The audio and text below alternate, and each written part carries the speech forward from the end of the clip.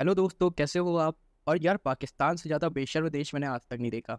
इनके खुद के पास खाने के लिए आटा नहीं है। इनकी खुद की इकॉनमी पूरी गड्ढे में जा चुकी है। आईएमएफ के लोन से इनकी इकॉनमी चल रही है, लेकिन फिर भी ये टेररिज्म फैलाएंगे और ऑर्गेनाइज क्राइम फैलाएंगे इंडिया में। तो यार, एक ऐसी न्यूज़ आ रही है जिसमें खुद पाकिस्तान के एक बहुत बड़े ऑफिशियल ने ये एक्सेप्ट किया है कि पाकिस्तान वाया ड्रोन ड्रग्स की स्मगलिंग करता है इंडिया में, अक्रॉस द बॉर्डर। बहुत सारे आर्टिकल्स ने इस न्यूज़ को कवर किया, जैसे कि बियॉन्ड ने कवर किया। इसके अलावा जो है न्यूज़ टाइम्स ने भी कवर, टाइम्स नाउ ने भी कवर किया है। तो इसके अंदर यही बताया गया है कि drones being used to smuggle drugs into India, top Pakistan officials admits on camera. ठीक है, तो ये ऑफिशियल हैं, इन्होंने ये एडमिट किया है। इनका नाम है मलिक मोहम्मद अहमद खान। ये special assistant on defence to Pakistan prime minister Shehbaz Sharif थे, और इन्होंने ये बात एक्सेप्ट करी है। आप ये वीडियो देखो।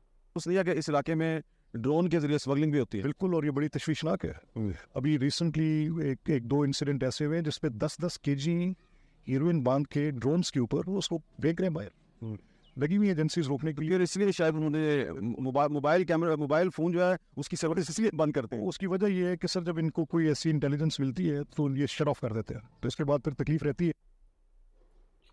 और यार, इस वीडियो से ये साफ है कि पाकिस्तान क्रॉस बॉर्डर ड्रग्स की सप्लाई कर रहा है, वो भी ड्रोन्स का यूज़ करके। पहले ये लोग क्या करते थे, पहले ये लोग थ्रू सुरंगें या फिर बहुत सारी टनल्स होती थी, उनके थ्रू ये ड्रग्स को पहुंचाते थे, इंडिया में तस्करी करते थे। और इंडिया में ये ड्रग्स आखिर पहुंचाते क्यों हैं, पहला क्वेश्चन तो ये है। तो इसकी एक वजह ये है क्योंकि इन पैसों का ये लोग टेरर फाइनेंसिंग में करते हैं। ड्रग ट्रैफिकिंग से जो पैसा आता है उससे ये अपने टेररिस्ट कैंप को चलाते हैं, और इसका बहुत बड़ा हिस्सा जो है वो टेररिज्म के लिए यूज़ होता है। अब बात करते हैं, आखिर इनके पास इतना सारा ड्रग्स आता कहाँ से। तो इनके पास जो इतना सारा ड्रग्स है, आपने एक नाम सुना होगा जिसका नाम है गोल्डन क्रिसेंट। गोल्डन क्रिसेंट एक ऐसा एरिया है जो कि ईरान, अफगानिस्तान और पाकिस्तान के अंदर है, और ये क्रिसेंट शेप का है। ये एक आधे चांद के शेप का है, और इस जगह पर इलिसिट ड्रग्स को बहुत ज़्यादा प्रोड्यूस किया जाता है, ओपीएम का बहुत ज़्यादा प्रोड्यूस किया जाता है। तो यहीं से ये ड्रग्स पाकिस्तान में आता है, और पाकिस्तान में से फिर ये इंडिया में इसकी स्मगलिंग करी जाती है, ताकि ये वहाँ के यूथ्स को रेडिकलाइज कर सकें, और वहाँ से जो पैसा है उसका फिर ये लोग टेरर फाइनेंसिंग में यूज़ कर सकें। ओके, सो आप देख सकते हो हीरोइन, ओबियम एंड पॉपी, तो ये सारी चीज़ें यहाँ पे इलिसिट तरीके से प्रोड्यूस करी जाती हैं। तो गाइज, अभी पिछले कुछ सालों से पाकिस्तान ड्रोन्स का यूज़ करता है भारत के अंदर टेररिज्म फैलाने के लिए, और यहाँ पे सर्विलांस और मॉनिटरिंग करने के लिए पाकिस्तान यहाँ पे ड्रोन्स का यूज़ करता है। बट क्या इंडिया के पास एंटी ड्रोन्स टेक्नोलॉजीज हैं? यस, इंडिया के पास काफ़ी सारी एंटी ड्रोन्स टेक्नोलॉजी है, और कुछ टेक्नोलॉजी की बात आज हम लोग करेंगे जो कि इंडिया यूज़ कर सकता है to counter the drone of Pakistan. ठीक है, तो इसके अंदर जो पहली टेक्नोलॉजी आती है उसको हम लोग कहते हैं रेडियो जैमर। अब ये रेडियो जैमर क्या होता है? A radio jammer is a static mobile और hand held device that chooses a combination of radars and cameras to detect and jam drones in the sky by transmitting radio frequencies. तो इसका मतलब ये हुआ कि मान लेते हैं ये ए ऑपरेटर है और ये इसका ड्रोन है। ठीक, इन दोनों के बीच में जो कम्युनिकेशन इस्टेब्लिश होता है वो होता है वाया रेडियो वेव्स। ओके, तो ये जो रेडियो जैमर होता है ये क्या करता है, इन्हीं रेडियो वेव्स को इंटरप्ट करता है, जिससे क्या होता है कि कम्युनिकेशन टूट जाता है, और ये ड्रोन जो है अल्टीमेटली ग्राउंड पे आ जाता है। फिर दूसरा जो तरीका है उसको कहते हैं जीपीएस स्पूफिंग। तो बेसिकली ऑपरेटर क्या करता है, बहुत बार जीपीएस कोऑर्डिनेट्स का भी यूज़ करता है ताकि प्रिसाइज लैंडिंग करवाई जा सके ड्रोन्स की, या प्रिसाइसली उसको उस जगह पर भेजा जा सके। तो इसमें क्या होता है कि जीपीएस स्पूफिंग के अंदर जो जीपीएस कोऑर्डिनेट्स हैं उनको रियल कोऑर्डिनेट्स से चेंज कर दिया जाता है।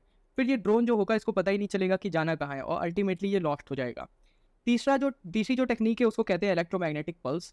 इलेक्ट्रोमैग्नेटिक पल्स एक्चुअली एक पल्स होती है, जो आप ऐसे कह लीजिए कि ये एक ऐसी वेव होती है जो कि ड्रोन की जो इलेक्ट्रॉनिक सर्किट्स होते हैं उनको ख़राब कर देती है। अगर आप इस इलेक्ट्रोमैग्नेटिक पल्स को ड्रोन के ऊपर आप फायर करोगे तो ये क्या करेगा, ये इसके मैग्नेटिक जो इसके सर्किट्स होते हैं, इलेक्ट्रॉनिक सर्किट्स, उनको ये ख़राब कर देता है, और अल्टीमेटली ड्रोन जो है डिस्ट्रॉय हो जाता है।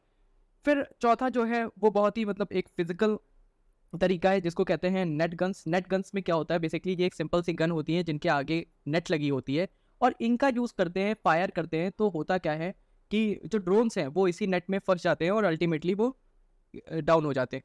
तो गाइस, जो अभी आने वाले थ्रेट्स हैं, जो अपकमिंग चैलेंजेस हैं, वो टेक्नोलॉजी बेस्ड ज़्यादा होंगे, बिकॉज जो अभी अपकमिंग वॉरफेयर से वो ज़्यादातर साइबर क्राइम्स, साइबर अटैक्स और unorganised crime by using technology, इन सारी चीज़ों का ज़्यादा यूज़ होने वाला है। तो हमें अभी अपने बॉर्डर्स पे ज़्यादा टेक्नोलॉजी इंडक्ट करनी होगी, ज़्यादा मॉनिटरिंग कैमरास लगाने पड़ेंगे, इंफ्रारेड कैमरास लगाने पड़ेंगे और इलेक्ट्रो फेंसिंग करना पड़ेगा ताकि ऐसी एक्टिविटीज ना हो और ऐसे इन्फिल्ट्रेशंस ना हो।